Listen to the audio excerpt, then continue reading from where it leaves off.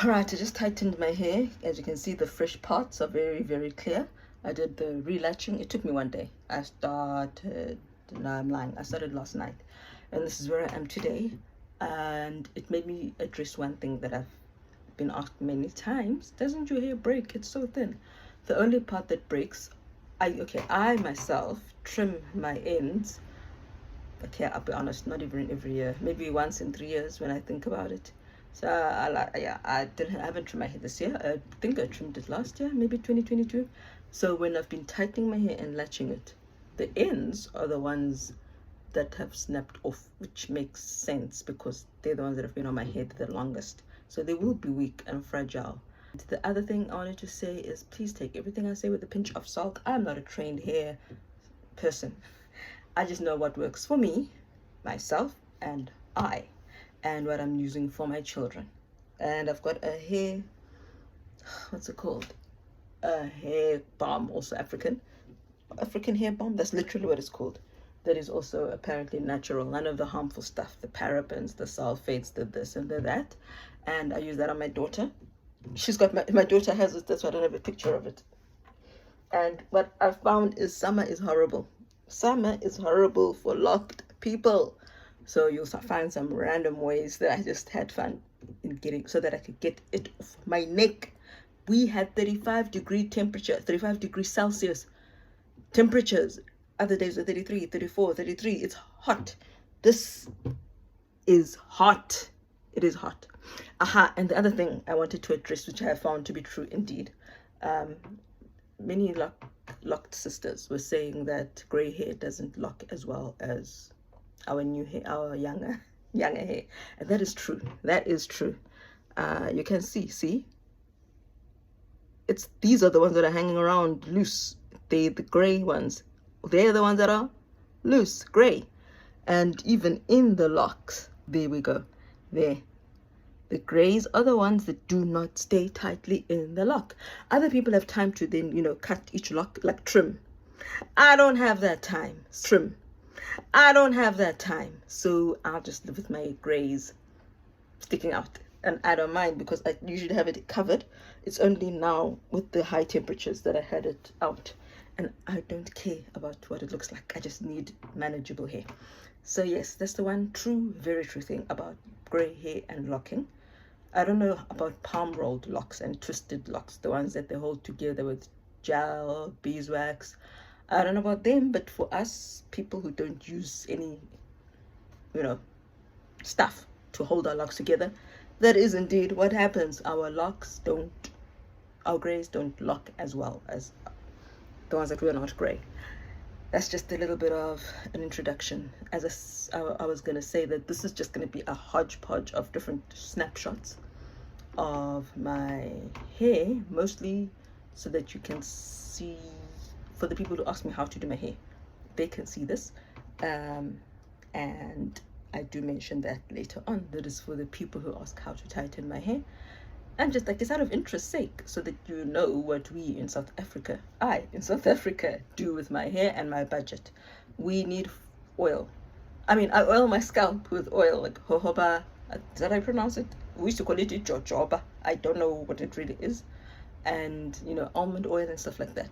We need our scalps nicely oiled. And interestingly, I actually have no dandruff, but I used to have a lot of dandruff in the days when I used to perm my hair and relax it. I don't know why it disappeared. Maybe the products were bad for me. I'm not saying they're bad for you, but maybe they were the cause and they were bad for me. But yeah, I don't suffer with dandruff anymore. And there was the other thing that I say in another part of the video, where I said that I thought my hair was growing well, because it was. It was like relaxed hair over here isn't normal. And I thought, oh, I'm not those people who lost my edges, but I actually had. So you'll find, like, where is it now, little locks like this. Those were my edges, are my edges coming back. They were gone. There's another one that likes to stick out when I'm doing a talk like this also. So I actually had lost, sorry, I've got a mirror behind me. I actually had lost edges, but I just didn't realize it. Sorry, that looked crazy. Anyway, that's all for now. I'm sorry for the hodgepodge nature of the next part. It doesn't flow nicely, but I just wanted to add that information just for FYI because it helped me. I knew already in advance that they said gray hair won't lock. So I don't feel like I'm maybe locking it weird all of a sudden, or that I'm crazy, or there's something wrong with me. It doesn't lock as well. And I like my gray hair. I do. I really do. And I'm never going to dye it. Look at it. And it comes down. I know it probably looks dirty to other people. Like, see that? I thought it was. There were times I'd be picking at it thinking it's, lint. But it's gray hair. And as you can see, even there, it doesn't actually lock. There we go. It doesn't lock as well as our ungray hair. It's coarser, harder, wiry. But we shall live with it, won't we? I don't know how it will be as the time goes on and more of it is gray. But we'll cross that bridge when we reach it. All right. See you later. Whew. This I'm doing so that when people in the shops, especially colored people, mostly colored people, like to ask me how I do my hair. One of my children's pediatricians, she said, she's colored, and she said her daughter's got very, what did she call it? Thick hair, kinky hair, something like that. But I think she meant it's more African than the silky colored hair that most have or many have. So she was saying, yeah, she always keeps it in twists, but how can she do locks like mine so that it's always locked? I didn't have my bodkin with me, so I couldn't show her. So from now on, I will have my own link and I will show them how I tighten my hair. I hope this is visible. So what I did to begin my locks, that's a journey in its own self. Apologies to those who really just came to find out how I do my hair. But for me, it was an evolution. It was a revolution. It was revolutionary. And it was a whole mind shift. Remember, I grew up where blacks and whites were very different. I grew up with my beautiful, natural, healthy, thick hair, which the white teacher said would never win the neatest hair competition because my hair was not like theirs. And I was the only black child in my class. Everyone else, even the few coloreds and obviously the Muslims, because they're more Arab Muslim in that sense. I know some places have many black Muslims, but here in South Africa, here in Cape Town, most Muslims are Arab. So they've got, the white people's hair. So I really was different anyway. And when you're a child, different is not always good. And when you're teachers, different schools have made it clear that your hair is not acceptable, it changes you. So my niece and I, who was a few years younger than me, she also went to my junior school. She too, we both said we want to be white. And when her mother said, why would you want to be white? We said, so that we can have hair like that. That's all we wanted. We wanted the hair. We wanted to be the same as everyone else. But hair for us black people especially is a part of us. I mean, when they were deciding if someone is colored versus black, they remember the infamous pencil test where if you put a pencil in the person's hair and if it doesn't slip out, then they're black, that kind of thing. So it's a big issue. And so for years, I, as soon as I could, first we did the perm, but the perm, I felt as if the perm itself, those curls were making my hair look short, because for me, the holy grail was long, thin. No offense, I'm sorry, white people, but the holy grail was what seemed to be long and thin, limp, flat. That was what I wanted.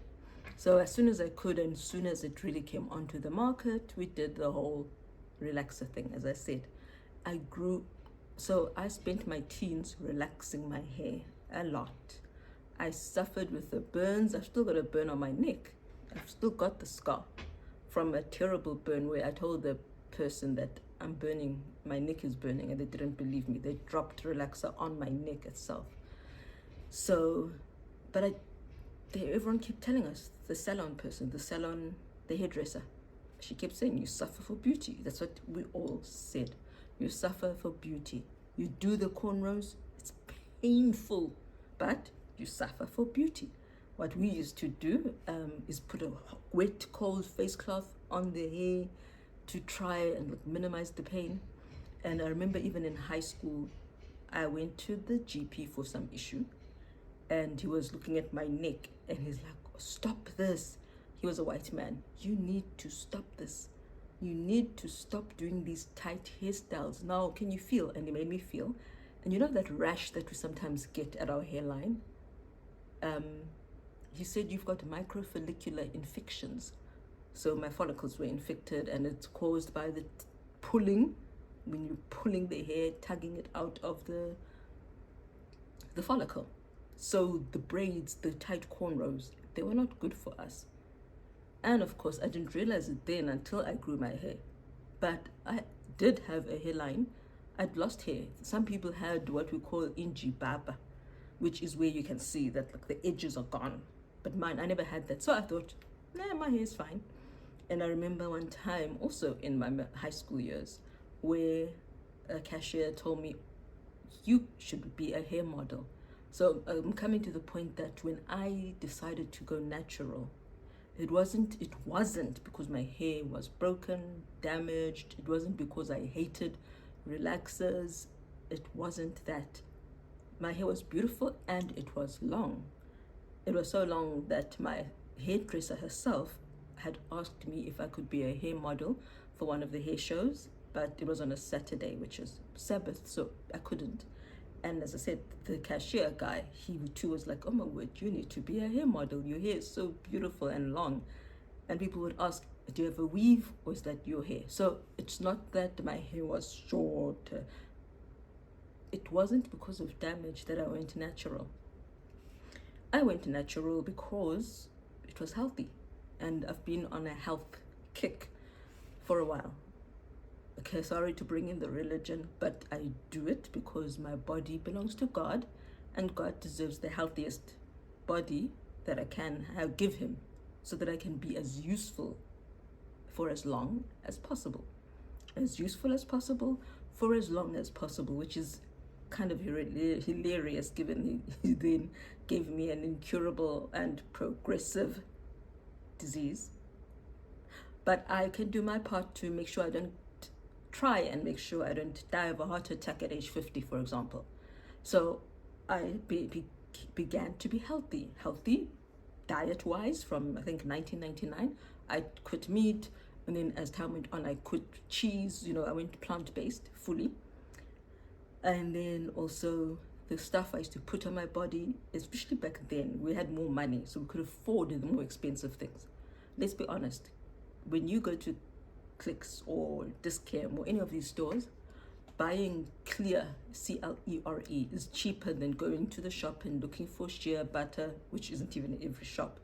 Those things are more expensive. That let us be honest. So for a while, when we only had 2 children and we were renting, we could afford to, eat carob, not chocolate, eat this and not that, that kind of stuff. Have honey, not brown, not even brown sugar. We lived like super, super healthy. Chocolate never touched my lip. Now I do have dark chocolate for its anti-inflammatory ingredients or abilities, and I'll keep it at that. I mean, it is true. It is anti-inflammatory. And the darker the chocolate, the less sugar it has anyway. So that's how I get my sweet treats. So my children, yeah, they do have sugar. If I buy them a vegan cake, it has been made with sugar. I don't have the ability anymore to bake. I used to bake from scratch, things that were vegan, sugar-free, this and that. That's also expensive. The substitutes that make things sweeter are more expensive than brown sugar. So you have to come to a point where it's a matter of eat something or eat nothing. So we, who have 6 children and expensive health needs, we compromise in a sense within our budget. So yeah, there we were. My hair, I didn't use any sulfates, anything with sulfates. No. So let me go. So I'd been healthy, eating healthy, creams. I was being healthy back then, especially shea butter, cocoa butter. I bought all those and mixed my own stuff, coconut oil, mix it all that. essential oils, but it's expensive, it is. And then I came across an article in 2009, and that is what changed everything.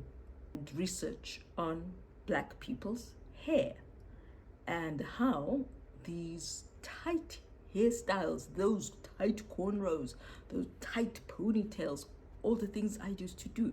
I would cornrow my hair to give my head a break from the relaxers. So I would try only relax my hair 4 times a year, something like that. In between, I would be doing treatments. I would be doing the cornrows, sometimes braids, to give my hair a break. But braids, everything of course being tight, braids, cornrows. I once even did a weave. All of that, it pulls at your hair, and it pulls that out, and eventually that's how you form what we call in South Africa as amakhosa, injipap. That hair that is all gone here, like obviously gone, and then the rest of the hair is long, but here it's just these little short, this like bald all across here. So I thought, well, I don't want that. And the longer I do these kinds of hairstyles, the more chance of that happening. Also, relaxers, the chemicals in the relaxers, the perms, were not healthy. If it can burn, I mean, we saw people who kept the relaxer on too long, and then they got those burns, and then you have the scars and the scab. That is wrong. Why are we, that's what I was thinking, why are we doing that to ourselves? And I know many people say it's because it's easier to manage relaxed hair, but I know for me, I did it because I wanted to be white, or I wanted to have white hair. It wasn't because it was easier than combing my hair. I mean, I grew up with natural hair. The lady who used to do my cornrows, she was never tight. Believe me, she wasn't. So it wasn't that. I just wanted to have hair like white people's hair. That is the truth. So why would I damage myself? I'm not gonna drink something that's gonna cause sores in my throat, so why am I putting it on my head? And if it can do that, I knew, but I hadn't thought of it. Our skin is semi-permeable. What we put on, it goes in, it seeps in. That's why I was using natural creams, so that I don't damage my body internally. But there I am putting these relaxers on and then staying there for however many minutes. Obviously, some of it has gone in. You know how sometimes when the water hits and you're like, phew, but sometimes when they touch, as they're washing off, the pain, because obviously you're injured. I don't know what the relaxers feel like nowadays, but that's what it was. So there she is. The styles, what people think of as protective hairstyles, weren't actually protective. They were pulling your hairline, the ponytails, the cornrows, as I said. And then the things I was putting on my hair were not healthy either. And she mentioned the higher incidence of cancers. I think she said ovarian and breast, I can't remember, but cancers amongst black people who relax their hair. I wasn't going to ignore that information as well. Cancer will hit you no matter how healthy you were and have been. Even if you've been healthy from the day you were born, cancer can and will hit if it comes. But I can do things to reduce the chances. So it made sense to me that, okay, I shouldn't relax, I shouldn't do this chemical, and I shouldn't do this hairstyle. So what can I then do? And that is when I went online. What do I do? Everyone around me was relaxing, perming, everyone in my family. So I went online and came upon locks. I knew that I didn't want to have an afro. For me, the problem with an afro is that it looks weird under a headscarf, a toque.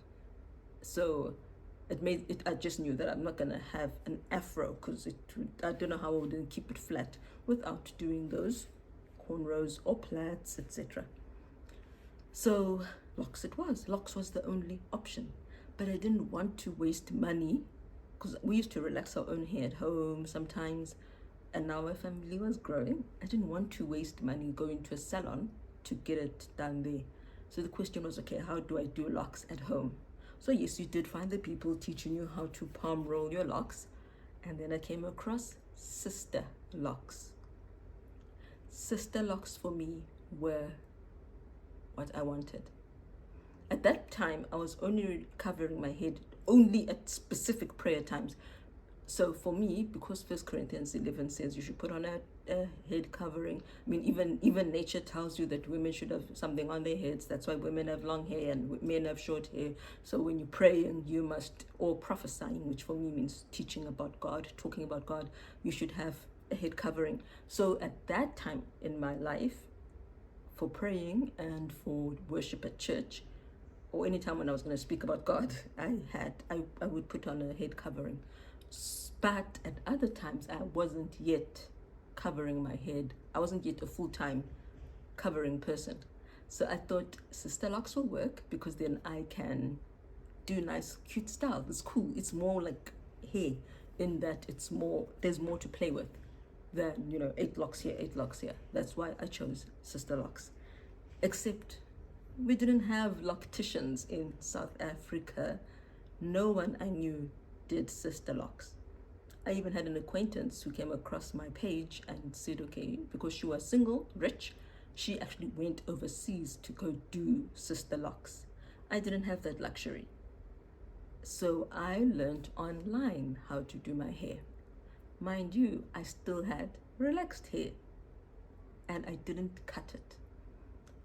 What I did was, I got my friend to braid my hair. That's how I started my locks. You can get someone to start yours. Like I start my children's. What I do is I plait the hair like singles, 1, 1, 1, and then my friend braided my hair, and how it locks up after a while. So when I took off the braids, they were so light you can just pull them off without losing any hair. I then kept those parts that she had done and I split them in half. My hair was still relaxed when I started my locks. I didn't have to wait for it to be all natural. I didn't have to do the TWA, teeny weeny afro. I didn't have to cut it short to where I only had the virgin hair. I started the plaits, long plaits, and then I would trim off a bit, trim off a bit, trim off a bit. I cannot explain or describe to someone who doesn't get it how it was almost traumatic to cut hair that I've spent decades growing. I mean, I was born in 1980. This is 2009, and from the day I was conscious of hair, I always wanted my hair to be long. I dreamed of it being long.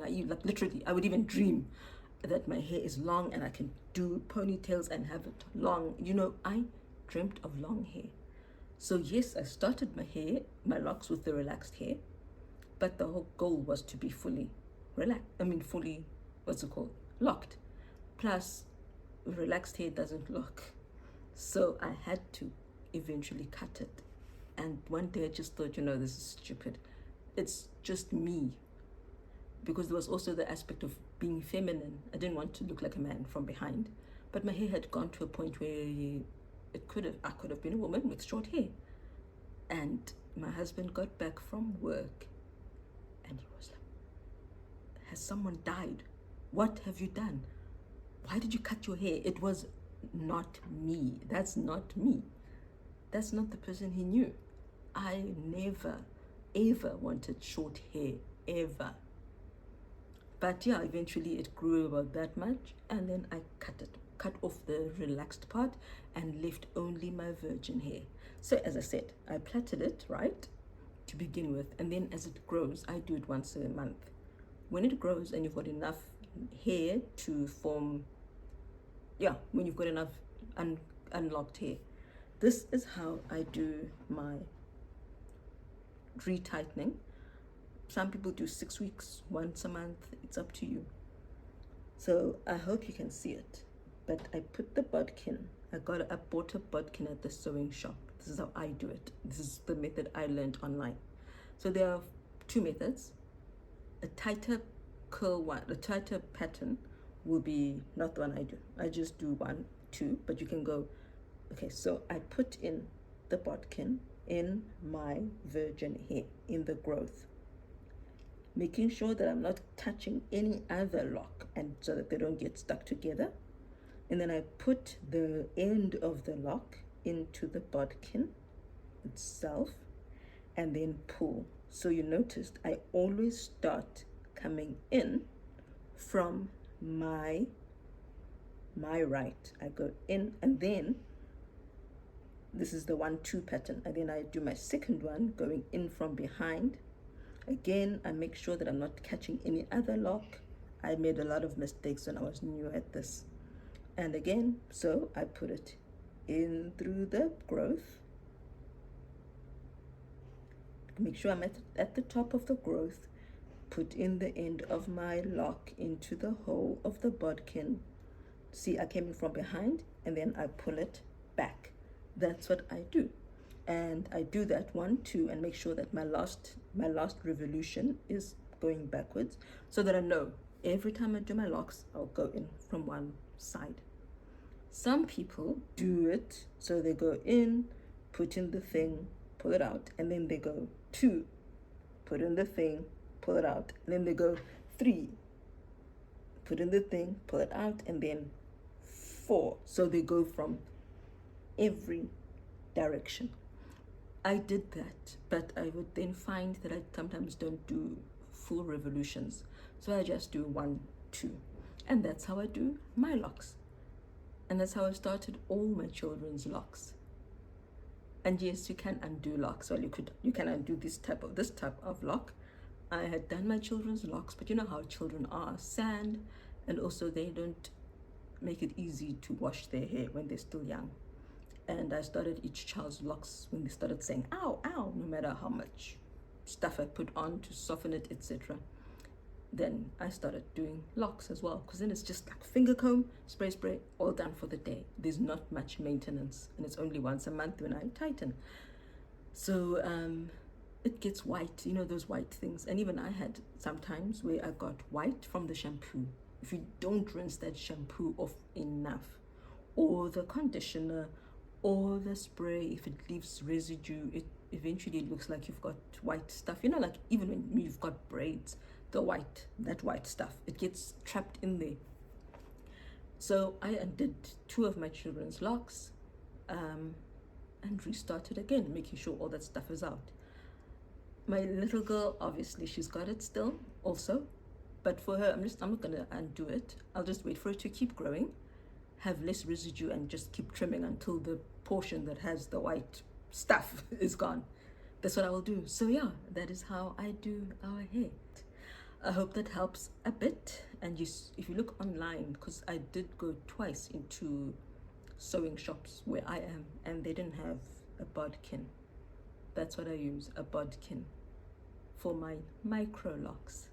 And it's been cool, because as I said, you have the black people, black South Africans, who are like, why, oh my word, why do you have such thin locks? Don't you want to put them together? No, don't you want to combine them so that they're thicker? No. But then you have the coloreds who are like, oh, that is so nice, how do you do it? And I had 2 people at different times who realized they thought it was sister locks. I felt like, yay, I've arrived finally, because that's what I was aiming for, something like sister locks. I'm sure sister locks are thinner, but that's what I was aiming for. So when an American asked me, oh my gosh, do you have sister locks? Where did you get them? Okay, I'm not even going to pretend to copy her accent. Where did I get them done? I told her, well, I do it. And another South African, I think she was South African, asked me if I had sister locks, which salon to do them in. It's a salon of me. It's all natural. There's no product needed. This was just really hair, why it's intertwined with health, and how I tighten it so I can share it with those people share the link with people who ask. Toodles!